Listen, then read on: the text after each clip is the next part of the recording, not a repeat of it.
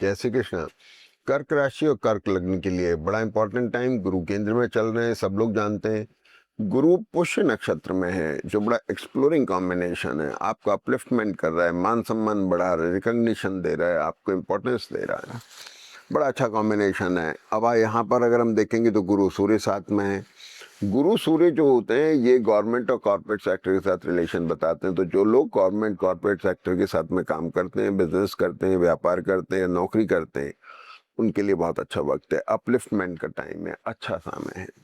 लेकिन प्रॉब्लम क्या है कि पिछले 2-1 वीक से मंगल और केतु की जो पोजीशन थी, इसने थोड़ा आपको स्ट्रेसफुल रखा, भाग्य में थोड़ा से रुकावटें सी देखी होंगी, हेल्थ थोड़ी खराब रही, अमूमन वायरल वायरल बहुत ज़्यादा हुआ है, दर्द वर्द की शिकायतें, सिर में भारीपन होना, एसिडिटी बहुत ज़्यादा होना, ये सारी चीज़ें आपकी रही हैं। इधर देखेंगे तो ये सारा कॉम्बिनेशन और मंगल, इनकी दृष्टि ने मैरिटल और बिजनेस रिलेशनशिप पर भी असर डाला। हालांकि सब स्टेबल मोड में है, लेकिन किया तो स्पाउस की तबीयत खराब हो सकती है, या आपके जो एसोसिएट्स काम करने वाले हैं वो कहीं नहीं हो पाए, रेगुलर हो पाए, बिजनेस के अंदर थोड़ा हैम्पर हुआ हो काम, ऐसे करके, या बिजनेस नौकरी के अंदर भी कुछ इस तरह की चीज़ें रही हों, ये सारी चीज़ें रही हैं। अब इम्पोर्टेंट चीज़ क्या है कि ये बुध जो हैं ये यहाँ भी ये पुष्य नक्षत्र में हैं, और बुध और सूर्य अश्लेषा नक्षत्र में, तो ये कॉम्बिनेशन पिछले उसमें बहुत ज़्यादा एक्सप्लोरिंग है।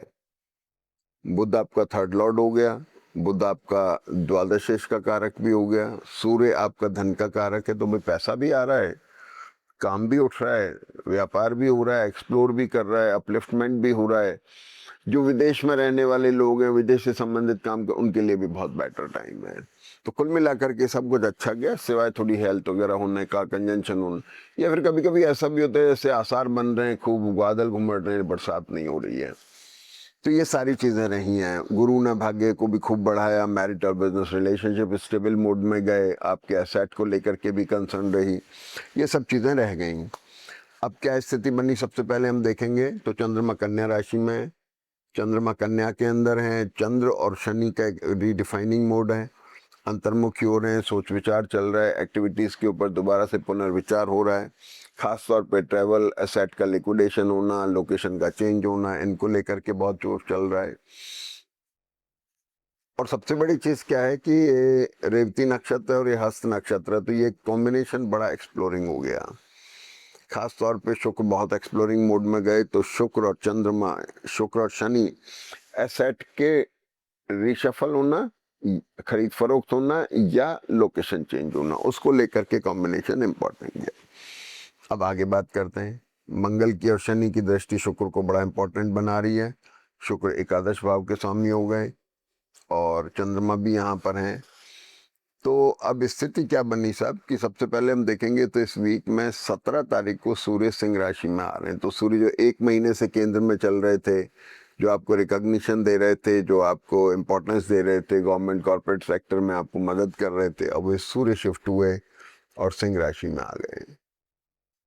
यहाँ आते ही सबसे पहले केतु के साथ ग्रहण में पड़े, केतु के नक्षत्र में आ गए, लेकिन उच्च नवांश के हैं, धन के कारक हैं, पैसा अनियंत्रित होगा, थोड़ा सा उठापटक रहेगी, आएगा भी नहीं भी आएगा, ये आपके मूल जन्म पत्री में निर्भर करता है। लेकिन सूर्य अभी प्रेशराइज है, पैसे की जरूरत फील हो रही है, इम्पोर्टेंट ये चीजें हैं। तो सूर्य यहाँ पर आ गए। चंद्रमा कन्या राशि में है, और चंद्रमा कन्या राशि में वर्गोत्तम में है 17 तारीख को सुबह 10 से लेके शाम को 16 बजे तक। तो चंद्रमा यहाँ वर्गोत्तम में अच्छी पोजीशन है, और आपकी पोजीशन को स्ट्रांग बना रहे हैं, इंपॉर्टेंट बना रहे हैं चंद्रमा यहाँ पर कुछ इम्पोर्टेंट। और इसके बाद में आप देखेंगे 16-20 से चंद्रमा तुला राशि में आ रहे हैं, तुला राशि में भी वर्गोत्तम में है। यहाँ पर राहु से दृष्ट है, थोड़ा सा असमंजस की सी स्थिति है, थोड़ा डिस्टर्बिंग है। राहु और केतु धनिष्ठ और मघा नक्षत्र में है।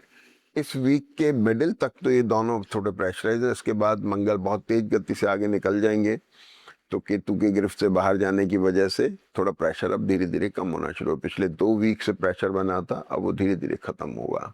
तो इस वीकेंड के अंदर जाके आपको बड़ा आराम मिलेगा। तो राहु की जो दृष्टि चंद्रमा को थोड़ा सा डिस्टर्ब कर सकती है, यानी कि डिस्टर्बेंस इन द मीन कि आप थोड़ा किसी चीज़ पर विचार कर रहे हैं, लोकेशन जैसे ट्रैवल अपने आप में हेक्टिक होती है और थोड़ा थकाऊ भी होती है, तो वो भी हो सकता है। तो और बाकी सोच विचार चलना चिंताएं ये सब चीज़ें दिखाई दे रही हैं, प्रोफेशन को लेके कंसर्न है, ये सारी चीज़ें इसमें आ रही हैं। वो छोटी मोटी चीज़ें हैं, ऐसी खास बात नहीं है। इसके बाद ना आपके लिए इम्पोर्टेंट चीज़ क्या है कि मंगल आपका योग कारक ग्रह है, और मंगल जो है 18 अगस्त से शाम को रात को 12:15 से 23 अगस्त को दिन में 3 बजे तक मकर नवांश में, मकर नवांश मंगल का उच्च नवांश होता है। आपका योग कारक दशम भाव का लॉर्ड और 5th हाउस का लॉर्ड आपका मंगल है। तो मंगल जब स्ट्रांग हुआ तो पूरी जन्मपत्री मजबूत हो गई, स्ट्रांग हो गई। तो इस बीच में 18 से 23 में आपकी जन्मपत्री बड़ी स्ट्रांग है। यहाँ पर अगर आप चाहें तो कुछ महत्वपूर्ण निर्णय ले सकते हैं, जिसमें लेने में आपको भी खतरा रहे थे, डर रहे थे। और उसके साथ में ही चंद्रमा का वर्गोत्तम होना की भी देख लें। अगर चंद्रमा वर्गोत्तम में, जैसे वृश्चिक राशि में चंद्रमा वर्गोत्तम में आ रहे हैं, तो 21 तारीख आपके लिए बहुत इंपॉर्टेंट है किसी भी बहुत महत्वपूर्ण निर्णय को लेने के लिए। ये बहुत अच्छा समय है और ये बहुत इंपॉर्टेंट पोजीशन है। जब चंद्रमा का लॉर्ड मंगल उच्च नवांश में चल रहा होगा, ये एक बहुत अच्छी प्लैनेटरी पोजीशन बनती है। तो ये मंगल की बात हो गई। फिर इसके बाद आप देखिए कि गुरु जो अभी पुष्य नक्षत्र में आपको उठाव दे रहे थे, अपलिफ्टमेंट दे रहे थे, अब ये गुरु अश्लेषा नक्षत्र में आ गए थे 19 तारीख को दिन में 3 बजे से। ये बुध जो है ये भी अश्लेषा में, गुरु भी अश्लेषा में, शनि रेवती नक्षत्र में। तो बुध का वर्चस्व बढ़ गया साहब, और मंगल और केतु अब धीरे धीरे दूर जा रहे हैं। तो थोड़ा सा ये इस चीज़ें बनी हैं। तो थोड़ा हेल्थ का जरूर ध्यान रखना है, स्पाउस की हेल्थ का भी थोड़ा ध्यान रखने की जरूरत है। छोटे मोटे उतार चढ़ाव की स्थिति बन सकती है। अब आ जाइए 22 तारीख को बुध सिंह राशि में आ जाते हैं। 22 तारीख को बुध जो हैं ये यहाँ से कर्क राशि को छोड़ रहे हैं, गुरु को अकेला छोड़ रहे हैं, और बुध यहाँ आ गए। सूर्य केतु के साथ ग्रहण में आए सबसे पहले बुध, मघा नक्षत्र में आ गए। तो सूर्य केतु के साथ ग्रहण में आ गए, राहु से भी दृष्ट हैं, बुध यहाँ प्रेशराइज हो गए। 3rd लॉर्ड है, 12th लॉर्ड है। एक्सपेंडिचर्स का ध्यान रखना है, भावुकता में कुछ ऐसा ना हो कि गलत पैसा निकल जाए हाथ से या ज़्यादा हो। उतार चढ़ाव के काम करने वाले, शेयर्स का काम करने वाले लोग थोड़ा इस समय में ध्यान रखें, थोड़ा केयरफुल रहें। इन्वेस्टमेंट की पोजीशन बनती दिखाई दे रही है। पैसा आएगा जाएगा भी, दोनों ही चीज़ें हैं। गुरु जो हैं ये आपके 6th लॉर्ड हैं, डेट्स डिसीज और लाइबिलिटीज के कारक हैं। तो लाइबिलिटीज तो बढ़ रही हैं, इसमें तो कोई डाउट नहीं है। तो पैसा जो आ रहा है हो सकता है लाइबिलिटीज की बदौलत, ये इंडिविजुअल हॉरोस्कोप पे डिपेंड करेगा। और इसके बाद में 20 तारीख को चंद्रमा वृश्चिक राशि में आ जाते हैं। 20 को तो चंद्रमा वृश्चिक राशि में आ गए। 21 तारीख को चंद्रमा वृश्चिक में वर्गोत्तम में है, ये बहुत अच्छा साइन है। मंगल भी उच्च नवांश में है, यहाँ पर बहुत आइडियल पोजीशन हो रही है।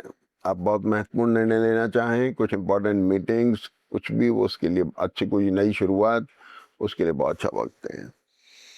इसके बाद में 22 तारीख को चंद्रमा धनु राशि में, धनु राशि का आपके अष्टम 6ठी राशि है, मंगल से दृष्ट है। एक्यूट एसिडिटी का योग, बचने की जरूरत है। केतु मंगल दोनों दृष्ट हैं, चंद्रमा थोड़े पीड़ित हैं। शनि की भी दृष्टि है, लेकिन यहाँ पर शनि ये कॉम्बिनेशन विदेश से संबंध बना रहा है। विदेश में रहने वाले लोग, काम करने वाले लोग, आने जाने वाले लोग, उनके लिए बहुत अच्छा वक्त है। तो ऐसे करके चंद्रमा धनु राशि में आ जाते हैं। तो इस वीकेंड के अंदर जाएंगे तो मंगल और केतु थोड़ा सा रिलीफ मोड में दे रहे हैं, उनकी कृपा से लोगों को आराम मिल रहा है, थोड़ा लोग बेटर फील करेंगे। वीक के शुरुआत की बजाय वीकेंड ज़्यादा प्लीजेंट है। तो अब आप फ़ायदा उठाइए।